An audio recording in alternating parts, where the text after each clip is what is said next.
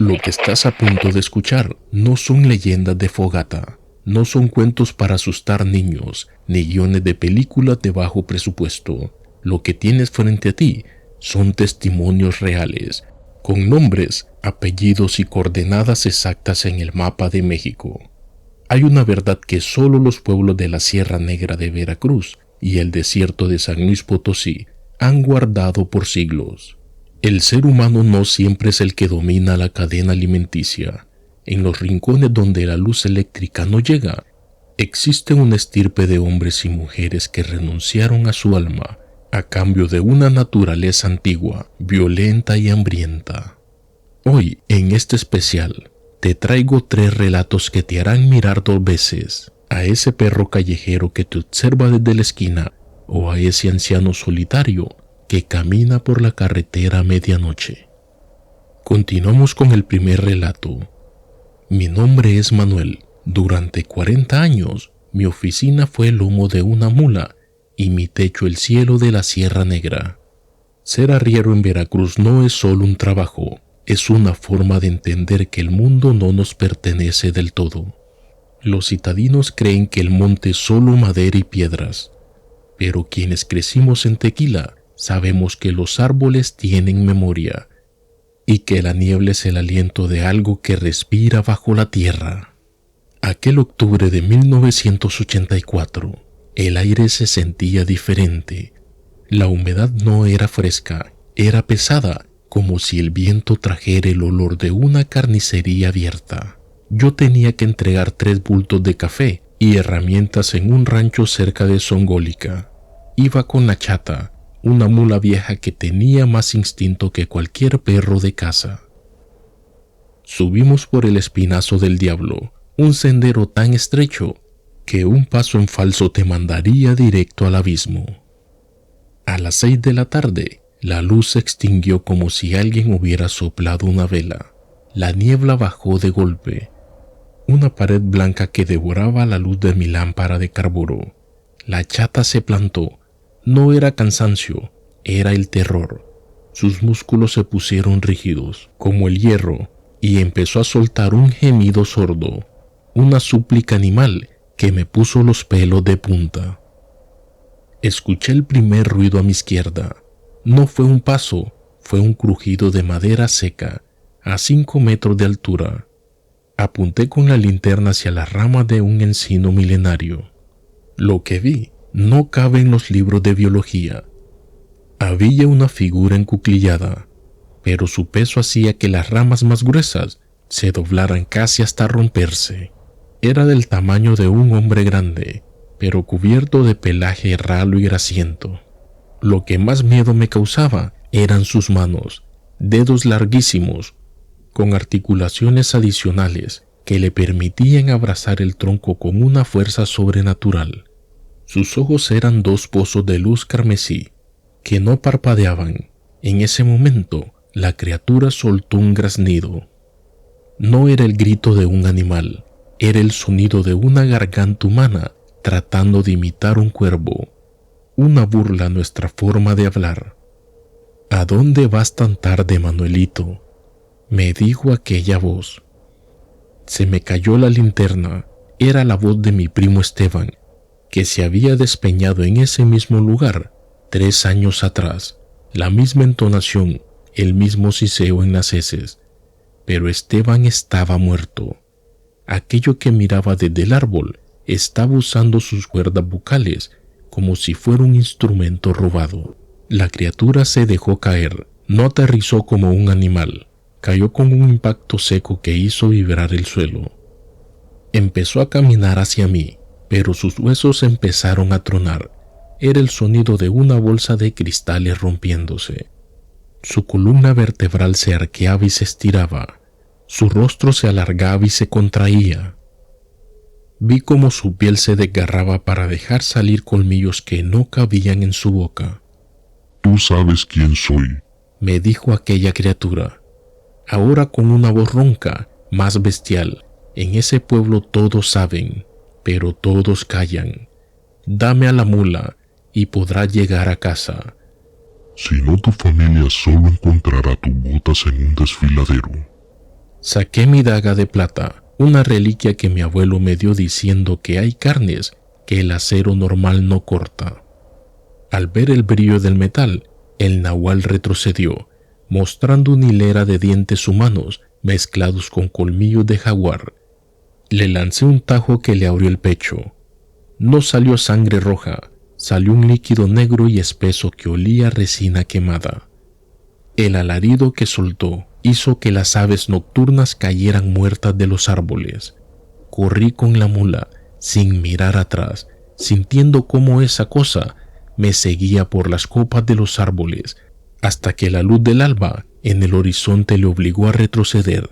En el pueblo, al día siguiente, el curandero de la zona amaneció con una herida de cuchillo en el pecho.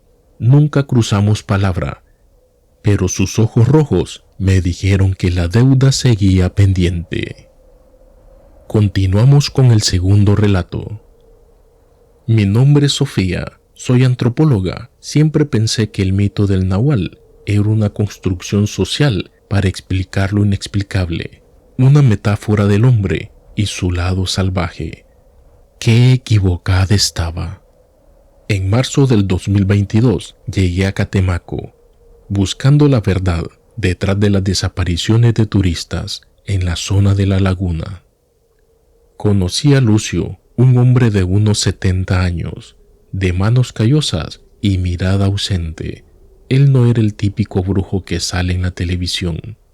Él vivía en una choza de madera al borde de la selva, donde el aire siempre olía a copal y a carne seca. Después de semanas de ganarme su confianza, accedió a llevarme a lo que él llamaba la iniciación de la sombra.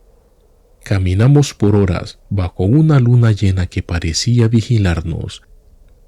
El suelo de la selva de los Tuxtlas está vivo, sientes raíces que se mueven bajo tus pies. Llegamos a un claro, rodeado de piedras volcánicas, que formaban un círculo perfecto. Lucio me pidió que me sentara fuera del círculo. Pase lo que pase, no cruces la línea de piedras. Si lo haces, ya no podré protegerte de lo que ellos ven en ti, me advirtió con una seriedad que me hizo temblar. Lucio encendió un hoguero usando maderas que no reconocí. El humo era verde, denso y provocaba alucinaciones. De pronto el silencio de la selva se volvió absoluto. Ni un grillo, ni una rana. Era como si la naturaleza hubiera contenido el aliento. Lucio comenzó a convulsionar en el centro del círculo. Su cuerpo se doblaba hacia atrás en ángulos imposibles. Escuché el sonido de la piel rasgándose, como cuando cortas una tela vieja. De los poros de su espalda empezaron a brotar cerdas negras y gruesas. Sus dedos se encogieron, sus uñas se volvieron garras curvas. Pero lo más traumático fue ver su cara. Sus ojos se hundieron con el cráneo y reaparecieron en los costados de su cabeza, volviéndose amarillos y verticales. Su mandíbula se desencajó con un estallido sordo, alargándose en un hocico lleno de baba y rabia. No era una transformación de película, era algo sucio, doloroso y biológico. Lucio ya no estaba ahí. En su lugar había una bestia, un híbrido de coyote y algo que no pertenece a este mundo. La criatura se acercó al borde del círculo y me miró. No había rastro de mi guía en esos ojos, había una sed de sangre que era casi tangible. Entonces, de la oscuridad de los árboles, empezaron a salir otros. Uno tenía la forma de un ave de rapiña, del tamaño de un hombre, con rostro de mujer anciana. Otro era un cerdo enorme que caminaba sobre sus patas traseras, dejando un rastro de moscas a su paso. Era la cofradía de los nahuales de Catemaco. Empezaron a comunicarse entre ellos, no con palabras, sino con una vibración que me hacía doler los dientes. Yo estaba paralizada.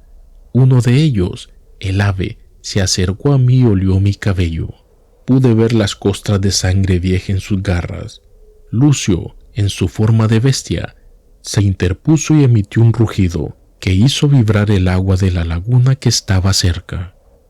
Fue su último acto de humanidad, reclamarme como ofrenda protegida.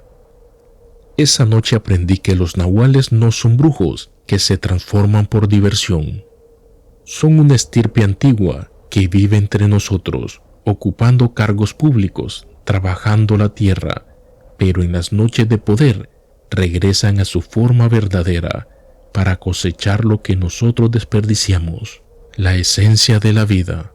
Huí de Catemaco al amanecer, cada vez que veo un perro callejero mirarme fijamente en la ciudad.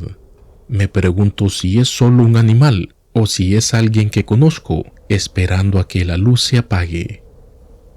Continuamos con el tercer relato. Mi nombre es Ricardo, soy ingeniero de minas y he pasado casi toda mi vida profesional extrayendo tesoro de las entrañas de la tierra. Pero San Luis Potosí, y específicamente Real de 14, es un lugar donde las reglas de la geología no se aplican. Allí, la tierra no contiene minerales, contiene sombras. En junio de 2021, me asignaron la revisión de unas catas cerca del túnel de Ogarrio. El trabajo se extendió y el sol cayó antes de que pudiera regresar al pueblo. El desierto de noche es un lugar absoluto. El silencio es tan profundo que puedes escuchar el latido de tu propio corazón. Iba en mi camioneta y sin previo aviso, el motor hizo un sonido y se apagó. No fue una falla mecánica común, fue como si algo hubiera succionado la energía del vehículo. Bajé para revisar, abrí el capó, la temperatura había bajado de forma antinatural. De pronto escuché un silbido largo, como el de un pastor llamando a su ganado. Pero no había ganado en kilómetros a la redonda. Miré hacia una loma de piedra caliza y lo vi, un hombre anciano, envuelto en un zarape, que parecía hecho de jirones de niebla, sentado sobre una roca, mirándome fijamente. «Buenas noches, ingeniero», dijo el hombre. Su voz no venía del aire, parecía venir de las piedras bajo mis pies. Le pregunté si necesitaba un aventón o si sabía de alguien que pudiera ayudarme. El anciano soltó una carcajada seca, como el choque de dos calaveras. «Ustedes vienen a sacar plata, pero no saben que la plata tiene dueño», respondió aquel anciano. En ese momento, el anciano bajó de la roca caminando hacia mí. Al estar a unos 3 metros de distancia, vi cómo sus piernas se alargaban y se llenaban de tendones gruesos. Su zarape se fusionó con su piel, convirtiéndose en un pelaje erizado de color gris ceniza.